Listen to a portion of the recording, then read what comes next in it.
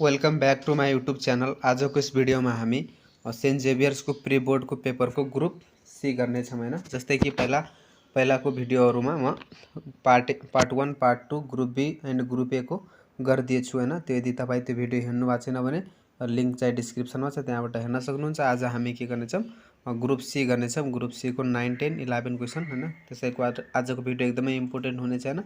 यसमा धेरै concept based क्वेशनहरु छ, धेरै राम्रो क्वेशनहरु छ। यो भिडियोलाई अन्तिमसम्म हेर्नु होला। Let's start the video. Group C को हाम्रो फर्स्ट क्वेशन रहेको छ डिफ्र्याक्सन बाट। यो डिफ्र्याक्सन र पोलराइजेसन बाट कम्बाइन गरेर दिएको छ हैन। सो पहिला हेरौं क्वेशन। पहिला क्वेशन के छ, व्हाट डू यु माई फ्रेस्नल डिफ्र्याक्सन। फ्रेस्नल डिफ्र्याक्सन भनेको के हो हैन। अब यो हामीलाई थाहा छ, कुनै पनि डिफ्र्याक्सन हुनलाई एउटा के लाइट को सोर्स चाहिन्छ, मानिदिम सोर्स अफ लाइट हो। एउटा के स्क्रिन चाहियो जहाँ डिफ्र्याक्सन हेर्छौं हैन।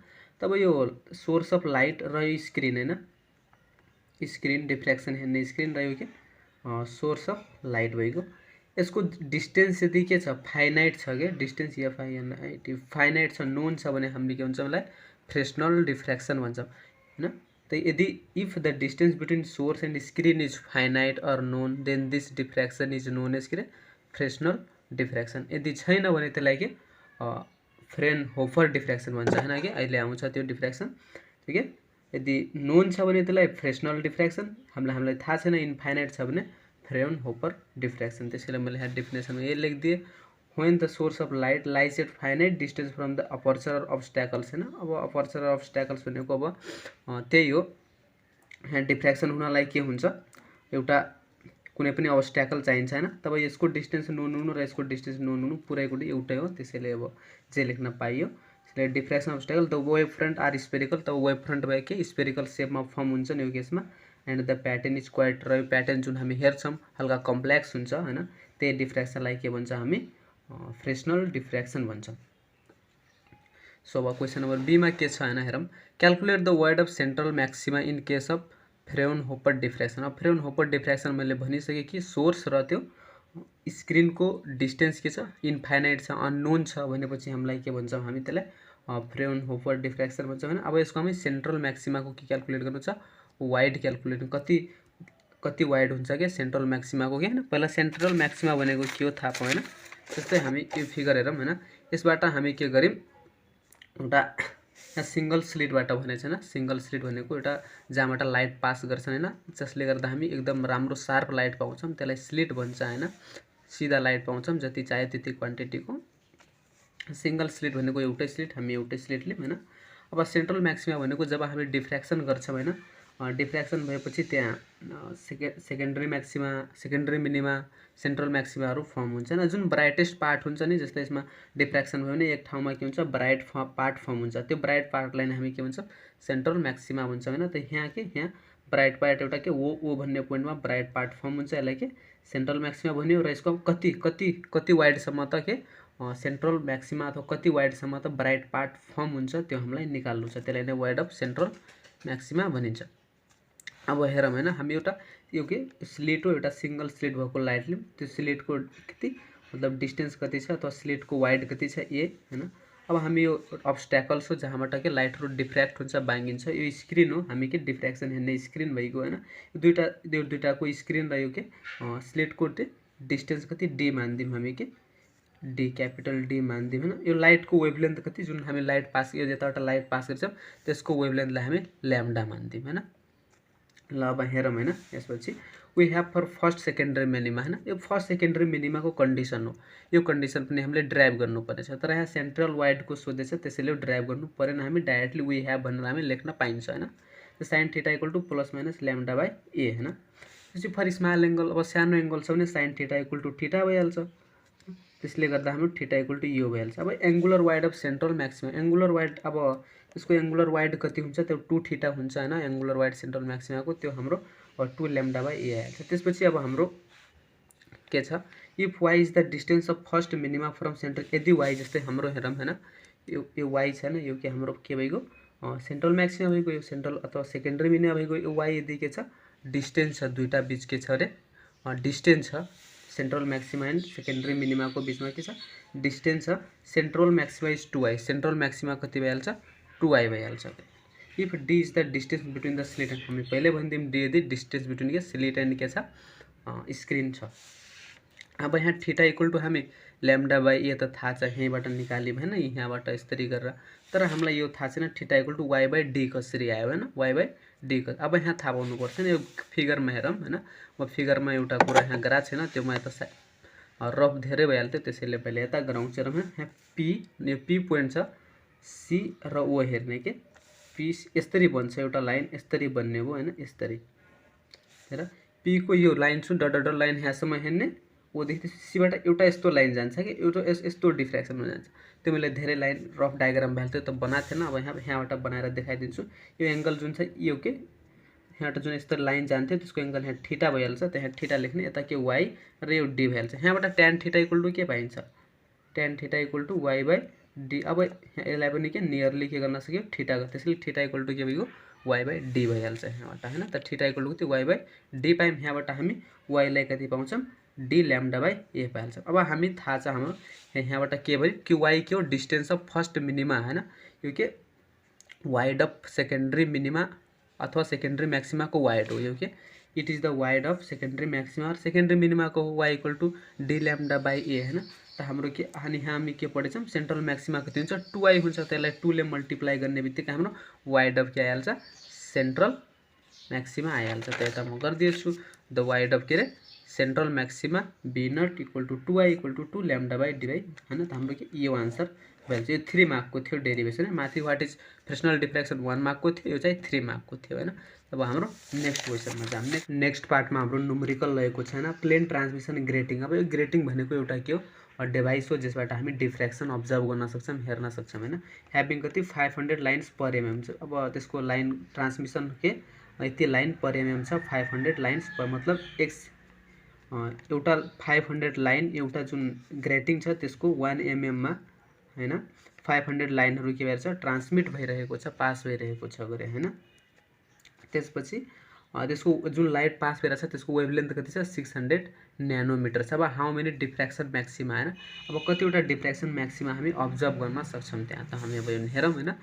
गिवन n इक्वल टू कतिवटा लाइन पास हुन्छ भनेपछि 500 लाइन्स पर एम। अब यो लाइन मिटरमा कन्भर्ट गर्नुभयो, एमएम लागि रे डिवाइड बाइ 1000 गरेपछि आउँछ, तर यहाँ रेसिप्रोकल भएर यति आइहाल्छ हैन।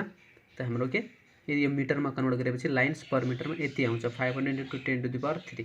त्यसपछि ल्याम्डा इक्वल टू 600 न्यानोमिटर छ। न्यानोमिटर भनेको इन्टु 10 टु द पावर -9 ले गर्नुपर्छ हैन। त 600 इन्टु 10 टु द पावर -9 गरेपछि के न्यानोमिटरलाई मिटरमा कन्भर्ट भएको। देन हामीलाई थाहा छ डिफ्र्याक्सनमा D sine theta equal to यहाँ ल्याम्डा हुन्छ। अब हामीलाई के म्याक्सिमा चाहिएछ के number of maxima, number of म्याक्सिमाको लागि यो थीटा के हुन्छ 90 डिग्री हुनुपर्छ। त first for highest order of diffraction theta equal to 90। त यहाँ थीटा को 90 राख्ने बित्तिकै हाम्रो के डी इक्वल टू यहाँ ल्याम्डा आइहाल्छ। तर हाम्रो यो के डी इक्वल टू 1/n हुन्छ, डी को फर्मुला के हुन्छ 1/n। त हामी के 1/n यस्तै राख्यौँ, डी इक्वल टू हामी यति पाइहाल्छौँ हैन। त्यसपछि हामी n इक्वल टू डी र ल्याम्डा को भ्यालु राखेर हामी 3.33 पाउँछौँ। तर यहाँ आन्सर कति 3 हुन्छ, किनभने अब 3 के सोधेछ नम्बर अफ म्याक्सिमा सोधेछ, त नम्बर कहिले पनि पोइन्टमा त हुन्न, त्यसैले हाम्रो के 3 आन्सर भइहाल्छ। त्यसपछि अब हाम्रो लास्ट यसको लास्ट पार्ट रहेको छ a light travelling in water strike a glass हैन। एउटा के यो पोलराइजेसनबाट छ हैन क्वेशन, यसको रिफ्र्याक्टिभ इन्डेक्स निकाल्नु छ। Light travelling in a glass हैन strike a plated angle of incident. एउटा के लाइट के वाटरमा ट्राभल गरिरहेछ गरे हैन कुनै पनि, त्यसपछि उसले के ग्लासलाई के गरेछ ग्लासमा के गरेछ स्ट्राइक गरेछ, एंगल अफ इन्सिडेन्ट कति छ 53 डिग्री छ। अनि केही पार्ट त्यसको के भएको छ रिफ्लेक्टेड भएको छ र केही पार्ट के छ रिफ्र्याक्टेड भएको छ, केही पार्ट बाँकिएको छ, केही पार्ट के रिटर्न भइहाल्छ गरे। If the reflected and refracted portion जुन एंगल अफ जुन रिफ्लेक्सन एन्ड रिफ्र्याक्सन भएको छ नि तिनीहरूको एंगल कति छ 90 डिग्री छ। अब हामीलाई रिफ्र्याक्टिभ इन्डेक्स के सोधेछ ग्लास सोधेछ हैन। त यहाँ हेरौँ, अब म फिगरबाट देखाइदिन्छु हैन। फिगरमा हेरौँ, जस्तै यसलाई वाटर मानौँ, यसलाई के ग्लास। लाइट केताबाट वाटरदेखि कहाँ ग्लासमा ट्राभल गरिरहेछ, कति एंगल अफ इन्सिडेन्ट छ 53 हैन। अब के भएको छ मानिदिउँ यति पार्ट के रिफ्लेक्सन हो, यति पार्ट के रिफ्र्याक्सन भइगयो हैन। तब एंगल अफ इन रिफ्लेक्सनमा हेरौँ, एंगल अफ इन्सिडेन्ट आई हैन र एंगल अफ रिफ्लेक्सन हैन इक्वल हुन्छ, यो आई इक्वल टू आर हैन रिफ्लेक्सनमा त यो इक्वल टू यो भइगयो। एंगल दुईटाको बीच कति क्वेशनले भनेछ यो रिफ्र्याक्टेड रे यो रिफ्लेक्टेड रे एंगल 90 डिग्री भनेछ। त हामी यो एंगल निकाल्न सक्छौँ, एंगल भनेको आर भइहाल्छ रिफ्र्याक्टेड एंगल अफ रिफ्र्याक्सन भइहाल्छ, त्यो 53 यो के 90। त यो एंगल हामी निकाल्न सक्छौँ, यो प्लस यो इक्वल टू 180 गर्ने, यो एंगल हाम्रो आइहाल्छ कति आइहाल्छ 37 आइहाल्छ। त्यसपछि अब यो 37 आयो भने यो के भयो एंगल अफ रिफ्र्याक्सन आर भइगयो, यो के भइगयो एंगल अफ इन्सिडेन्ट आई भइगयो।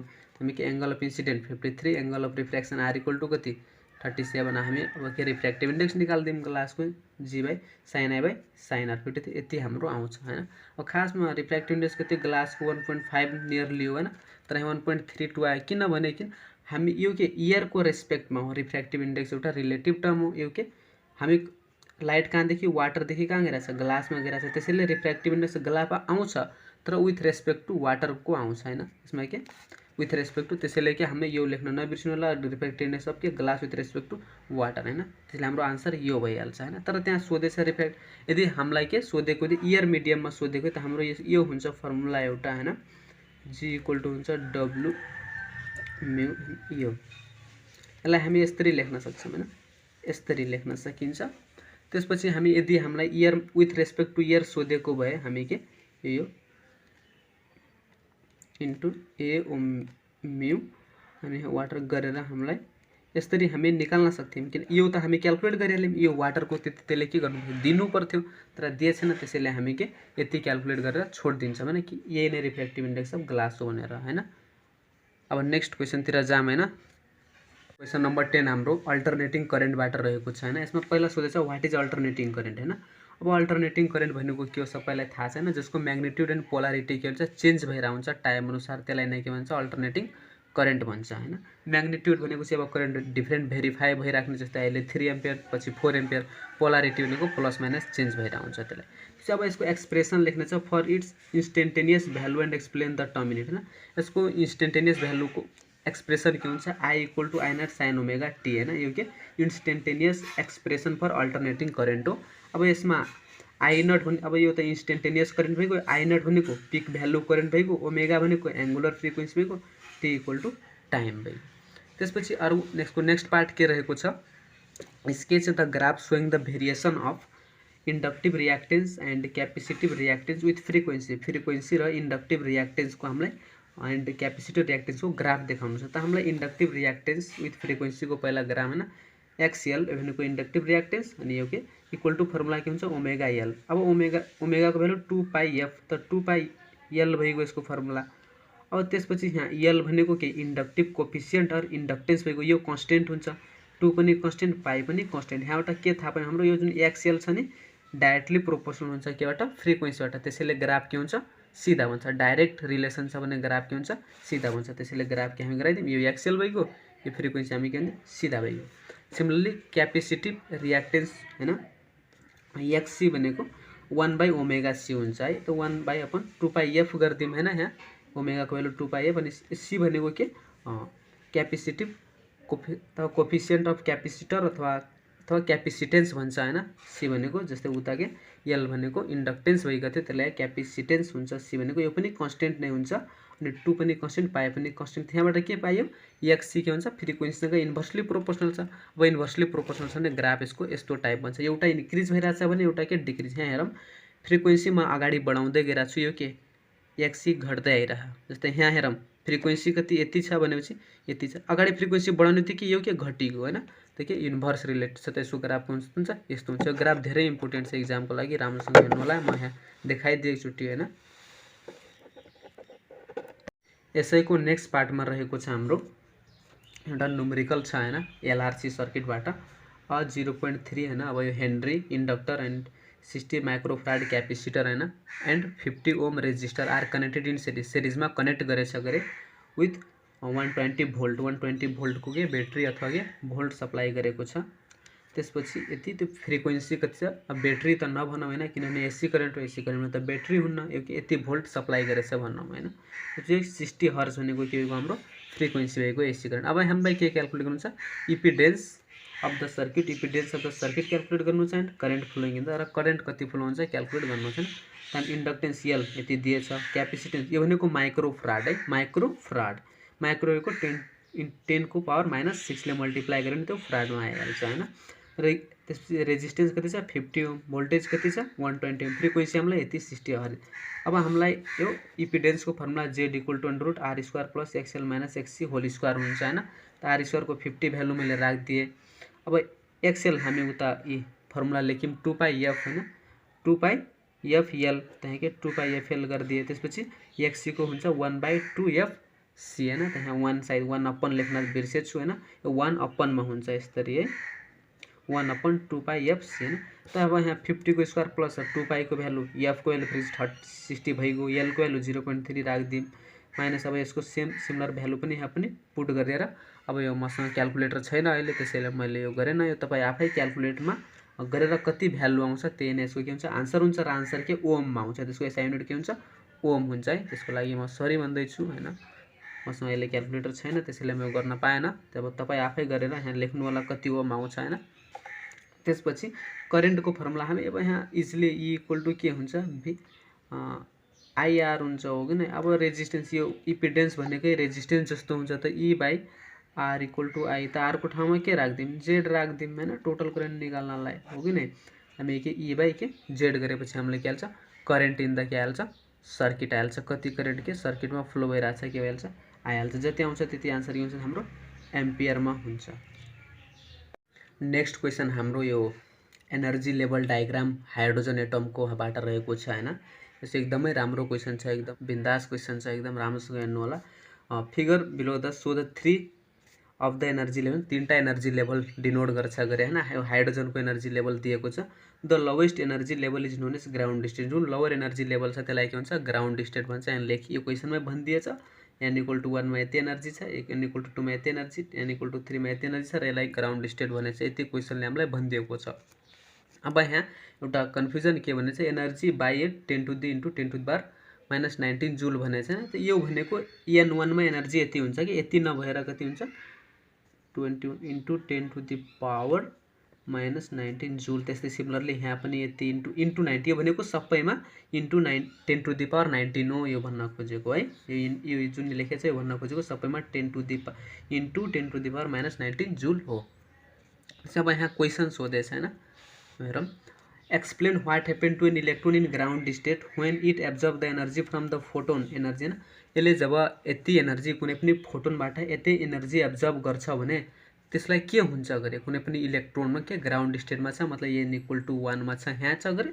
अब एनर्जी पायो भने के हुन्छ, अभियसली एनर्जी पायो भने एक्साइटेड स्टेटमा जान्छ, यो के माथि जान्छ, माथि यहाँ छ एनर्जी पायो भने माथि जान खोज्छ, मतलब it will jump to an excited state के आफ्नो के it will jump to an excited स्टेटमा जम्प हुन खोज्छ, त्यो लेखे पुगिहाल्छ। अब यहाँ कुन एक्साइटेड स्टेटमा जान्छ त्यो पनि निकाल्न सकिन्छ हैन, तर यो 1 मा क्वेसन थियो त्यो निकाल्नु पर्दैन। त्यसैले explain why a photon is emitted when electron make jump between energy level n = 3 n = 2। अब यसले के भनेछ, जब जस्तै यहाँ हेरौँ n = के छ n = 3 र n = 2, यहाँदेखि इलेक्ट्रोन यहाँ आयो भने, यहाँदेखि इलेक्ट्रोन यहाँ यसरी के गर्यो जम्प गर्यो भने यसले किन फोटोन निकाल्छ गरे, किन निकाल्छ फोटोन, यसबाट के निक्लिन्छ फोटोन निक्लिन्छ। त किन फोटोन निकाल्छ गरे अब हेरौँ हैन।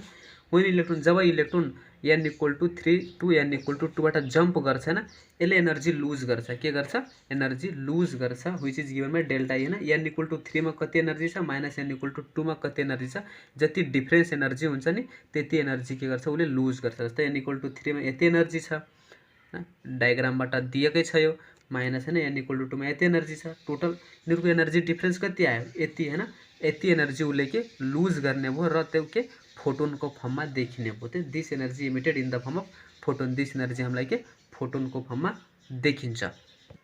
त्यसै गरी नेक्स्ट पार्ट यसको सी पार्ट रहेको छ, calculate the wavelength of electromagnetic radiation emitted electron when jump from हैन। यदि n = 3 टु n = 2 मा जम्प गरेछ भने जुन फोटोन निक्ल्यो नि, अघि हामी के पढ्यौँ n = के 3 बाट n = 2 मा के जम्प गर्छ इलेक्ट्रोन भने यहाँबाट के फोटोन निक्लिन्छ, र फोटोन निक्ल्यो भने त्यसको के सर्टेन वेभलेन्थ होला, हो त कति वेभलेन्थ होला हामीलाई के निकाल्नु छ हैन। त मैले लेखिदिएँ डेल्टा ई हामी उता निकालेको थियौँ यति। अब ई को फर्मुला h हुन्छ, h को बाई के c/λ लेख्यौँ, यहाँबाट के ल्याम्डाको भ्यालु यो तल आइहाल्छ, h को प्लाङ्क कन्स्टेन्ट यति राख्यौँ, यो भेलोसिटी अफ लाइट यति राख्दाखेरि अब यहाँ ल्याम्डाको भ्यालु सल्भ गर्नु होला कति आउँछ, ल्याम्डाको भ्यालु कति मिटरमा आउँछ, त्यहाँ हाम्रो कति आउँछ मसँग भनिसके क्याल्कुलेटर छैन त्यसैले आफै सल्भ गर्नु होला र के जति आउँछ त्यति आन्सर मिटरमा हुन्छ। यसलाई अर्को तरिकाले पनि गर्न सकिन्छ। यो क्वेसनलाई म भनिदिन्छु 1/λ इक्वल टु r इन्टु 1/कति n1 square minus 1/n2 square होइन, योबाट पनि गर्न पाइयो होइन। 1/λ अब r भनेको रेबर्स कन्स्टेन्ट, यसको भ्यालु पुट गर्ने र n1 भनेको अब यहाँ कति 2 पुट गर्ने र n2 भनेको यहाँ 3 को स्क्वायर पुट गर्ने र यहाँ सल्भ गर्दाखेरि पनि सेम आन्सर आउँछ। त्यसरी पनि गर्न पायो, तर हामी एनर्जी क्याल्कुलेट गरिसकेका थियौँ, त्यसैले यो हामी इजी भइहाल्थ्यो, त्यसैले यो तरिकाले सल्भ गर्छ। त्यस्तै अब यसैको नेक्स्ट डी पार्ट र अथवा अन्तिम पार्ट के रहेको छ, in the diagram each energy level is label with its principal quantum. अब हामी अघि जुन एनर्जी डायग्राम हेरेको थियौँ होइन, त्यहाँ सबै एनर्जी के आफ्नो प्रिन्सिपल n = 1 n = 2 ले लेबल गरेको थियो principal quantum number with its principal n। Use the energy level, हामीलाई एनर्जी लेभल डायग्राम युज गरेर के सो गर्नु छ, energy is inversely proportional to n square. अब यो त हामी थ्योरीमै पढेको कि एनर्जी के हुन्छ, inversely proportional to n square हुन्छ, तर हामी डायग्राम युज गरेर के देखाउनु छ, यहाँ एनर्जी देखाउनु हुन्छ कि एनर्जी के इन्भर्सली रिलेटेड हुन्छ। त हेरौँ n = 1 मा एनर्जी 1 कति थियो हाम्रो, यति हामी डायग्राममा हेर्न सक्छौँ। म डायग्राम एकचोटि फेरि देखाइदिन्छु हजुरलाई डायग्रामबाट होइन। यति एनर्जी छ n = 1 मा होइन। यहाँ हेरौँ n = 1 मा कति 2.1 × 10⁻⁻19 जुल के छ एनर्जी छ हाम्रो। त्यसैले हामी यहाँ के अब यहाँ त्यसैले हामी यहाँ n1 = E1 = कति लेख्यौँ, यति एनर्जी छ लेख्यौँ होइन। त्यसपछि अब n2 यति एनर्जी छ। अब त्यो डायग्रामबाट हेर्न सक्नुहुन्छ होइन तपाईँ, यति एनर्जी नै छ 5 × 10⁻⁻9। अब यहाँ के गरिदिएँ मैले, माथि पनि 4 ले मल्टिप्लाई गरिदिएँ, तल पनि के 4 ले डिभाइड गरिदिएँ। त्यसले गर्दा अब यसलाई मल्टिप्लाई गर्दाखेरि 21.6 × 10⁻⁻19 आइहाल्छ होइन। यति एनर्जी त माथि पनि 4 ले मल्टिप्लाई गरेँ, तर 4 ले डिभाइड गरिदिएँ। अब यो र यो के नियरली सेम छ कि यो र यो नियरली के छ सेम 21.8 र 21.6 नियरली सेम छ। त्यसैले मैले यसलाई के लेख्न पाएँ, E1 लेख्न पाएँ। र यो 2 स्क्वायर भनेको के n = कति छ 2, त 2 स्क्वायरलाई के लेख्न पाएँ, n स्क्वायर लेख्न पाएँ। यो क्वेसन 1 भएको। त्यसैले n = 3 मा कति छ हाम्रो, यति एनर्जी छ। अब यहाँ पनि सिमिलरली जस्तै अघि मैले यहाँ 4 ले मल्टिप्लाई गरेको थिएँ, यहाँ के 9 ले मल्टिप्लाई गर्ने, के 9 ले मल्टिप्लाई गर्ने। 9 ले मल्टिप्लाई गर्दाखेरि कति E3 = E1/n स्क्वायर, किन तल 3 को स्क्वायर थियो, माथि E1 को भ्यालु थियो, तल के 3 को स्क्वायर थियो, 3 को स्क्वायर n स्क्वायर रहेको। अब हामी इक्वेसन 1 एन्ड 2 बाट हामी पाउँछौँ कि यो एनर्जी त के छ, E1 के छ कन्स्टेन्ट छ, E1 के छ कन्स्टेन्ट छ सबैमा। त्यसैले हामी के पायौँ, एनर्जी के छ रे inversely proportional to 1/n square, inversely proportional to principal square of principal quantum number होइन। त्यही छ। Thanks for watching. र एउटा कुरा म अरूमा भएको क्वेसनहरू गरेको छैन होइन, तपाईँ त्यसैले नकन्फ्युज हुनु होला होइन। र थ्याङ्क्स फर वाचिङ।